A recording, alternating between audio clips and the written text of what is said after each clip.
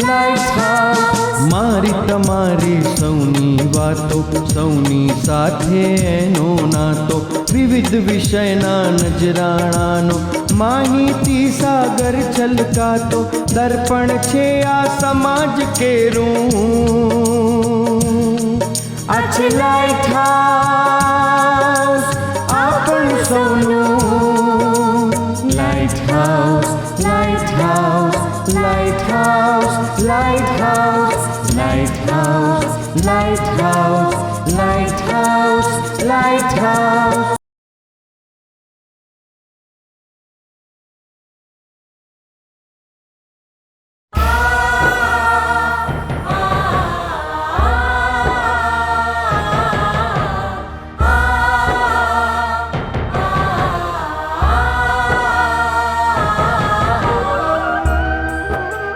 વ્યક્તિ મટી બનું વિશ્વ માનવી, માથે ધરું ધૂળ વસુંધરાની. આજ તો છે ગાંધી વિચારોનો અર્થ. અહીં ખડસલીમાં, ધરતીના, હવાના કણે કણમાં ગાંધી વિચારો જાણે વસેલા છે. એ વિચારોને નવી પેઢીમાં વાવવા એક નહીં, અનેક દધચી ઋષિઓ આ આશ્રમમાં પ્રવૃત્ત છે. આજથી 10-15 વર્ષ પછી આ દેશના રંગમંચ ઉપર જે લોકો આવશે, જે લોકો સંસદને માટે સંઘર્ષ કરશે, કળ કારખાના ચલાવશે, સમગ્ર દેશનું સંચાલન કરશે, દેશના રક્ષણની જવાબદારી લેશે, એ કેવા હશે? સ્વાભિમાની, આત્મવિશ્વાસી, ઈમાનદાર અને પોતાના પરિશ્રમના બળ વડે નવનિર્માણ કરી શકશે? ખડસલી આશ્રમ જેવી સંસ્થાઓ આનો જવાબ આપે છે, હા. અહીં ભણે છે તે અને ભણાવે છે તે બંને ગાંધી વિચારોને સમર્પિત છે. અહીં પરંપરાગત મેકોલે શિક્ષણ પદ્ધતિ નથી. અહીં તો બાળકોને શિક્ષણ મળે છે ભાર વિનાનું ભણતર, નઈ તાલીમ દ્વારા. આ સંસ્થા ગ્રામ સેવા કેન્દ્ર ખડસલી 1945-46ના વર્ષમાં સ્વરાજની લડત જ્યારે શરૂ હતી ત્યારે ગાંધીજીએ રચનાત્મક કાર્યકરોને એક સલાહ આપી કે બેક ટુ વિલેજીસ. ભારત ગામડામાં વસેલું છે અને તમે ગામડામાં જાઓ, ત્યાં બેસો અને ત્યાં લોકોને સ્વરાજ પ્રાપ્તિ માટે તૈયાર કરો. એ ઉદ્દેશથી અહીંયા આ સંસ્થાનું સ્થાપના કરવામાં આવી.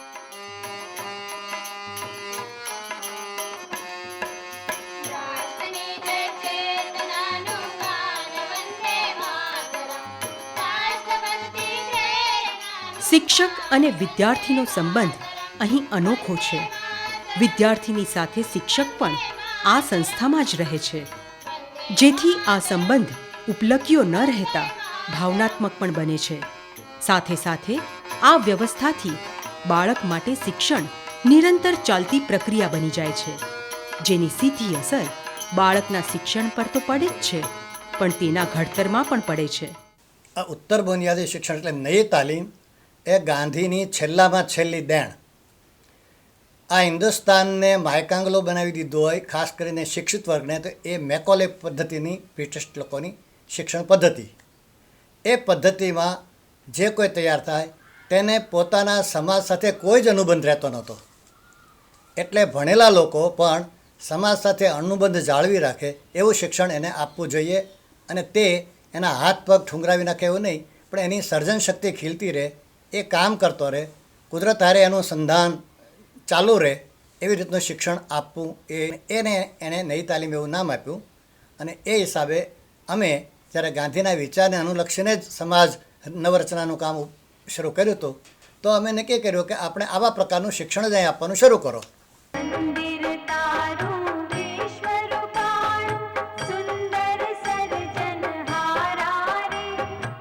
ભાવિ પેઢી માટે ખાસ ચિંતાનું કારણ નથી.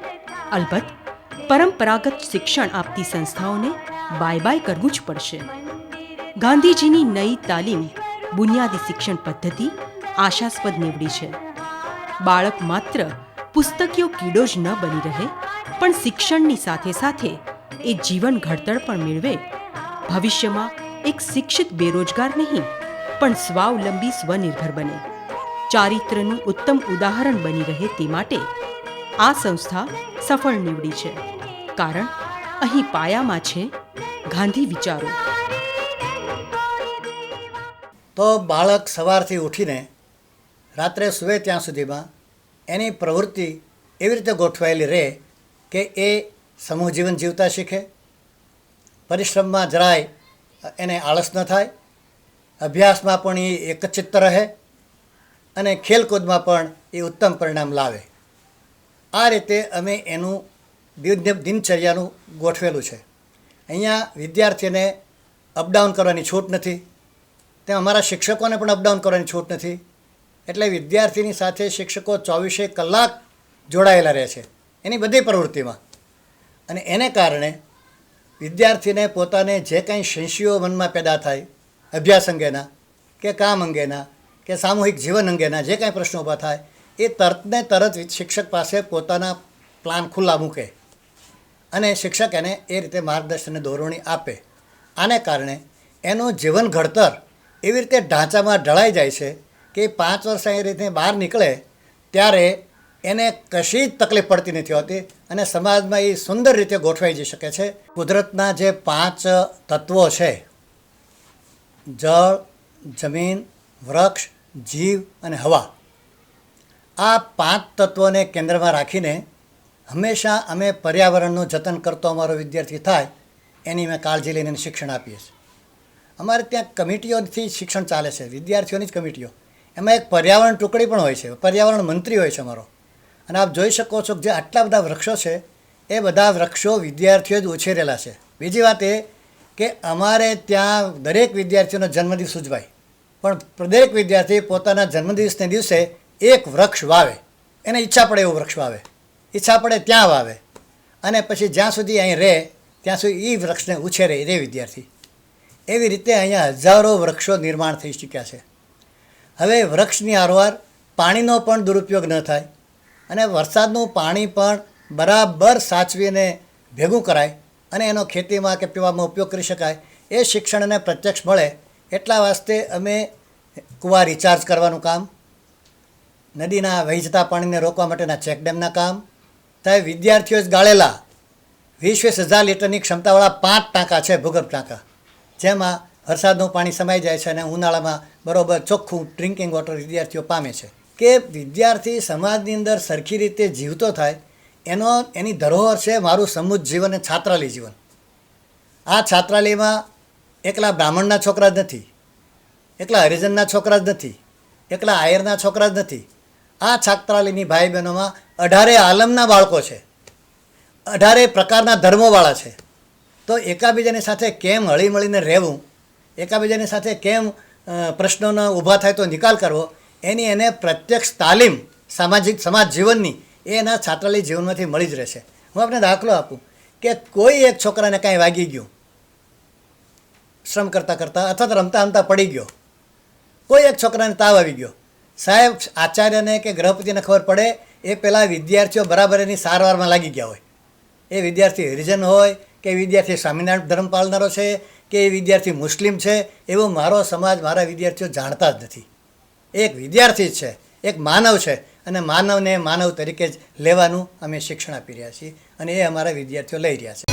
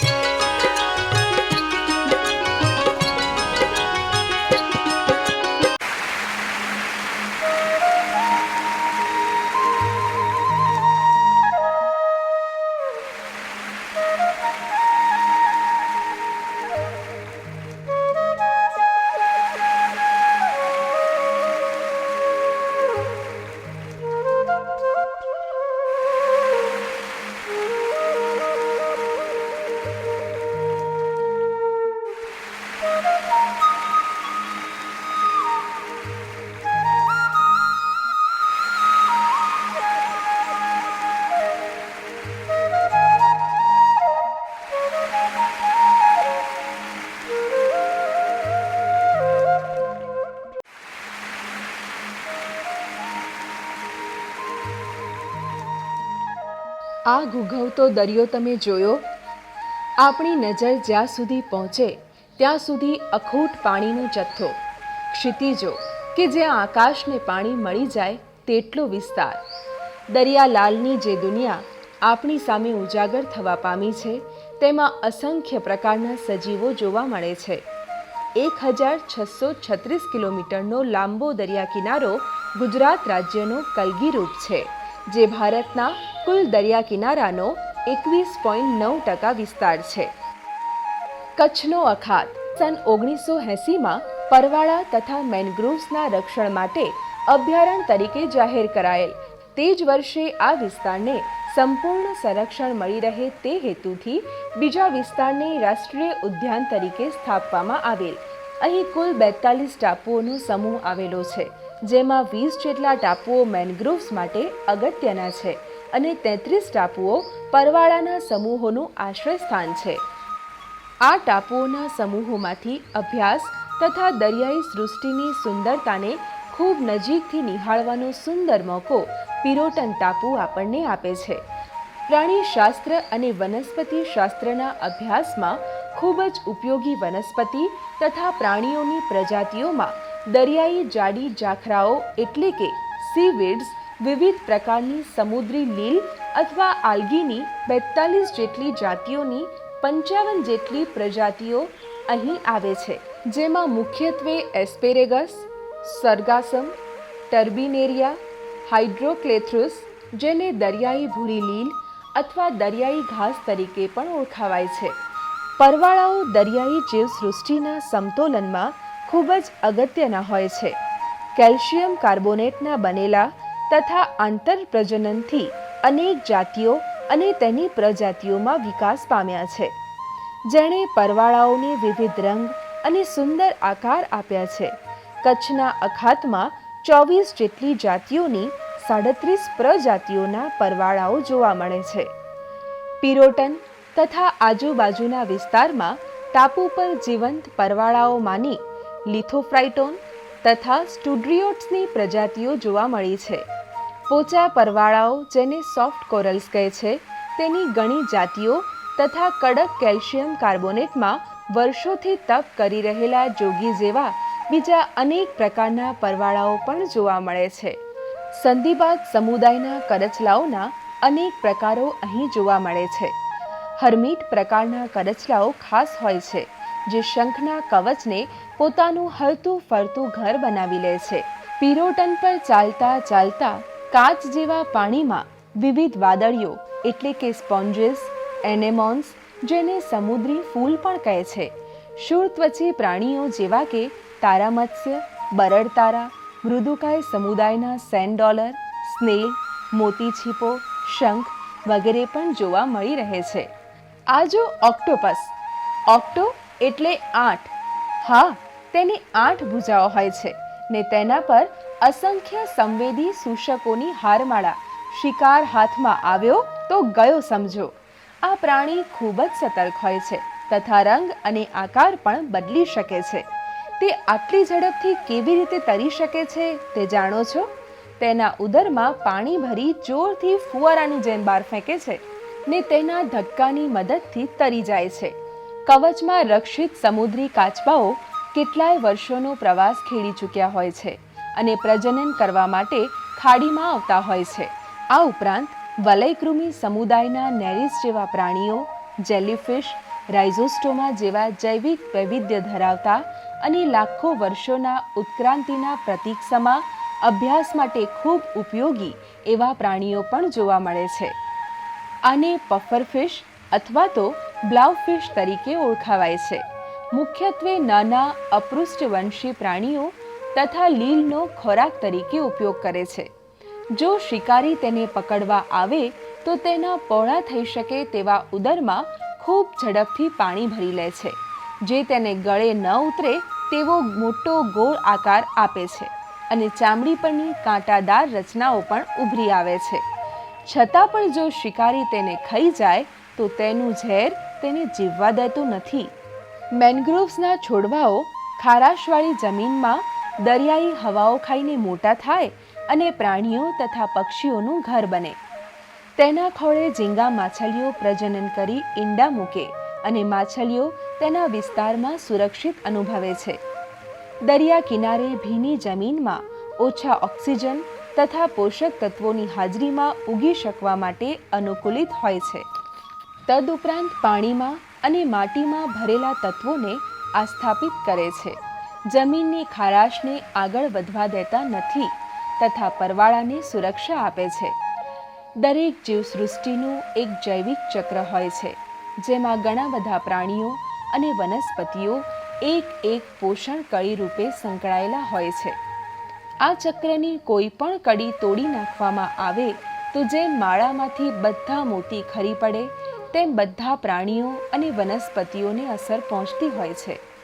દરિયા કિનારાના પરવાળાના સમુદ્રો પ્રદૂષણને લીધે ખરાબ રીતે નુકસાન પામ્યા છે અથવા તો નાશ પામ્યા છે, જેથી ત્યાં વસતા બીજા તમામ સજીવોને અસર થવા પામી છે ને ઘણા બધા વિસ્તારો સજીવો વગરના ભેંકાર બની ગયા છે.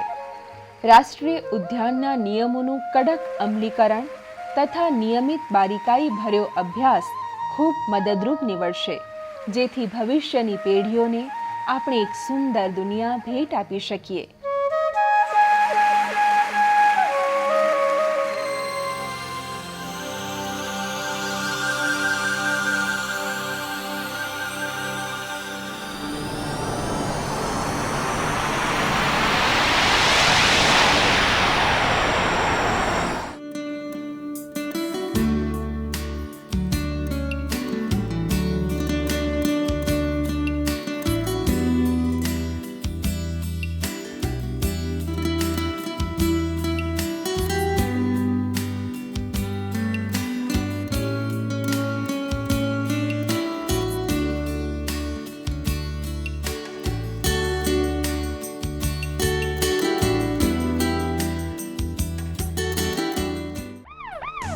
સિટી સ્કેન શું છે? સિટી સ્કેન એટલે એક પ્રકારનો એક્સરે છે, જેમાં આપણે ત્રિપરિમાણમાં શરીરના અવયવોના ફોટોગ્રાફ પાડવામાં આવે છે. એક્સરે જે રૂટીન એક્સરે જે પાડીએ છીએ એમાં આપણને 2 ડાયમેન્શનમાં મળે છે એક્સરે, અને એમાં આપણને ફક્ત બોન્સ વિશેની માહિતી મળે છે અને ફેફસા વિશેની થોડી માહિતી મળે છે. ડિટેલમાં માહિતી એક્સરેમાં એટલી બધી મળતી નથી જે આપણને સિટી સ્કેનમાં મળે છે. સિટી સ્કેનની મહત્વની શોધ ક્યારે અને કેવા સંજોગોમાં થઈ તે જાણવું રસપ્રદ થઈ પડશે.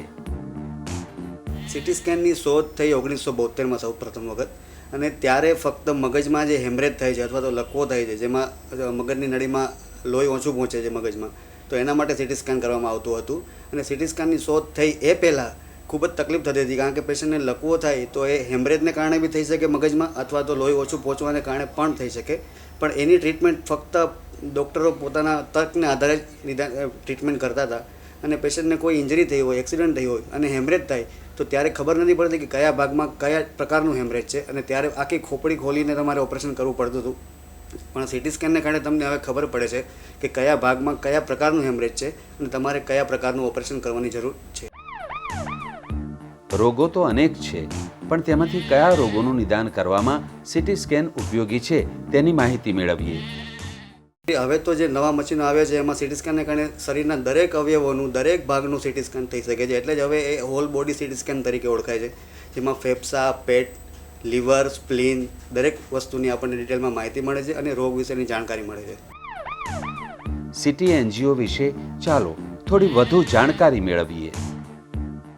સિટી એનજીઓ એટલે it's a CT angiography. Angiography એટલે શરીરના લોહીની નળીઓનો તપાસ. જેમ કે હૃદયની એન્જિયોગ્રાફી તો એને કોરોનરી એન્જિયોગ્રાફી કહે છે, મગજની એન્જિયોગ્રાફી, શરીરના પગની એન્જિયોગ્રાફી, ટૂંકમાં જ્યાં લોહીની નળીઓમાં લોહી ઓછું પહોંચે છે, એમાં બ્લોક છે, તો એની તપાસ કરવા માટે જે પહેલાં કન્વેન્શનલ એન્જિયોગ્રાફી થતી એને બદલે હવે સિટી સ્કેન પર જ હોલ બોડીની એન્જિયોગ્રાફી શક્ય છે નવા મશીનોને કારણે. સિટી એન્જિયોગ્રાફી અને કન્વેન્શનલ એન્જિયોગ્રાફી વચ્ચેનો તફાવત જોઈએ. કન્વેન્શનલ એન્જિયોગ્રાફીમાં તમારે થાપાની એક લોહીની નળી હોય છે, એમાં તમારે પંક્ચર કરવાનું હોય છે, પછી એમાં એક ટ્યુબ મૂકવાની હોય છે, અને એ ટ્યુબ વડે તમારે એન્જિયોગ્રાફીની તપાસ કરવાની હોય છે, અને એના માટે તમારે મિનિમમ 1 થી 2 દિવસ હોસ્પિટલમાં દાખલ થવું પડે છે, અને એના પછી બી 4-5 દિવસ રેસ્ટ લેવો પડે છે. જ્યારે સિટી સ્કેનમાં જે એન્જિયોગ્રાફી કરીએ છીએ એ ફક્ત ઓફિસ પ્રોસિજર છે, એટલે કે ઓપીડી પ્રોસિજર છે. તમે આવી તપાસ કરાવીને પાછા તમારી રોજબરોજની પ્રવૃત્તિમાં કાર્યરત થઈ શકો છો. સિટી સ્કેનની શોધ દર્દીઓ માટે ફાયદાકારક છે તે કઈ રીતે? જ્યારે સીટી સ્કેન નહોતું ત્યારે ફક્ત ડૉક્ટરો પોતાના અનુભવને આધારે અથવા તો તર્કને આધારે રોગનું નિદાન કરતા અને એની ટ્રીટમેન્ટ કરતા. હવે એ અનુભવ અને તર્કમાં ઘણીવાર મોટે ભાગે સાચા હતા, પણ ઘણા બધા એવા કિસ્સાઓ હતા કે જેમાં અમુક રોગનું નિદાન કરી જ નહોતા શકતા અને એને કારણે અલ્ટિમેટલી દર્દીઓને તકલીફ ખૂબ જ પડતી હતી. પણ સીટી સ્કેનને કારણે એટલું સચોટ નિદાન થઈ શકે છે હવે કે જેને કારણે એની ટ્રીટમેન્ટ બી પ્રોપરલી થઈ શકે છે, ઝડપથી નિદાન થઈ શકે છે અને એ પ્રમાણે અલ્ટિમેટલી દર્દીને ખૂબ જ ફાયદો થાય છે. હવે આ સીટી સ્કેન મશીન છે જેના પર દર્દીને ટેબલ પર સુવડાવવામાં આવે છે અને આ ગેન્ટ્રી છે જેની ઉપર ટેબલ અંદર જશે. ગેન્ટ્રીની અંદર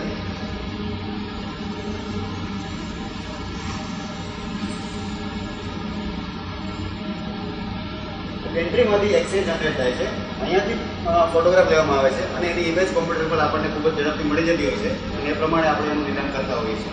એન્જિનની આપણે જે વાત કરી એના ફોટોગ્રાફ તમને બતાવો તો આ જે છે એ ગળાની મુખ્ય ધમની જે મગજને સપ્લાય કરે છે એનો ફોટોગ્રાફ છે અને એમાં અહીંયા મુખ્ય નળી જે મગજને સપ્લાય કરે છે એનું ત્યાં બ્લોકેજ છે જેના કારણે પેશન્ટને લકવો થયેલો છે. તો આ પ્રકારનું આપણને કલરમાં 3D પિક્ચર મળી શકે છે જેને કારણે આપણને ખૂબ જ સારી માહિતી મળે છે. આ જે છે એ શ્વાસ નળીની તપાસ કરેલી છે અંદરથી, જે મુખ્યત્વે દૂરબીનથી કરવામાં આવે છે, પણ નવા સીટી સ્કેન વડે દૂરબીન વગર તમે શ્વાસ નળીના અંદરના ભાગની તપાસ થઈ શકે છે. આ હૃદયની એન્જિયોગ્રાફી છે જે સીટી સ્કેન પર કરેલી છે, જેમાં હૃદયની જે મુખ્ય નળીઓ છે જે 3 નળીઓ હોય છે એનો આપણને ડિટેલમાં ક્લિયર કટ અભ્યાસ થઈ શકે છે અને એમાં બ્લોકેજ છે કે નહીં એની ખબર પડે છે અને એ પ્રમાણે એનું આપણે નિદાન થઈ શકે છે. એ જ પ્રમાણે આ મગજની એન્જિયોગ્રાફી કરેલી છે જેમાં મગજની બ્રેનની નળીમાં પેશન્ટને શું તકલીફ છે, બ્લોકેજ છે અથવા તો બીજી કોઈ તકલીફ છે તેનું નિદાન થઈ શકે છે.